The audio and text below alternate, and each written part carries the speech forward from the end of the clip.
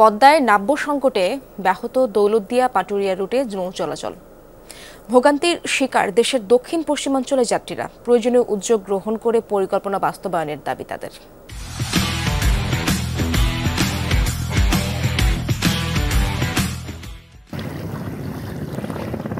শুকনো মৌসুম আসতে না আসতেই তীব্র নাব্য সংকটে পড়েছে দৌলতদিয়া পাটুরিয়া নৌ রুট। দফায় দফায় বন্ধ হচ্ছে ফেরি চলাচল। দৌলতদিয়া প্রান্তের 7টি ঘাটের মধ্যে 3টি চালু। গত 1 মাস ধরে এই ঘাটগুলো দিয়ে ফেরি চলাচল ব্যাহত হচ্ছে। অনেক দূর ঘুরে চলতে হয় নৌযানগুলোকে। এতে সময় লাগছে বেশি, ভোগান্তি বেড়েছে যাত্রীদের।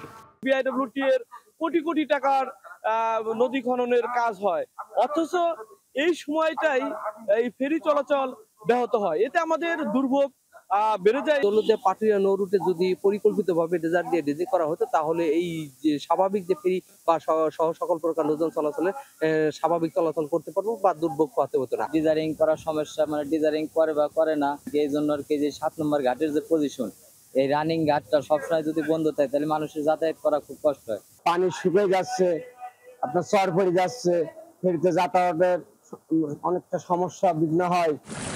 ভোগান্তি নিরসনে আপাতত কোনো সমাধান নেই বিআইডব্লিউটি এর কাছে। কাজ করতেছে, যে বিআইডব্লিউটি কাজ করতেছে, কাজ চলমান। যাত্রী ভোগান্তি স্বাভাবিক সময় বেশি লাগছে, এছাড়া তার কেমন কিছু না।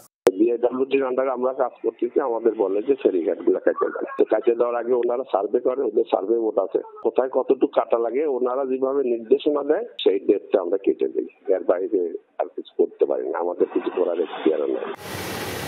পরিকল্পিত ড্রেজিংয়ের মাধ্যমে স্থায়ীভাবে নাব্য সংকট কাটিয়ে গতিশীল হোক নৌ চলাচল, এমনটাই চাওয়া এই রুটে চলাচলকারীদের।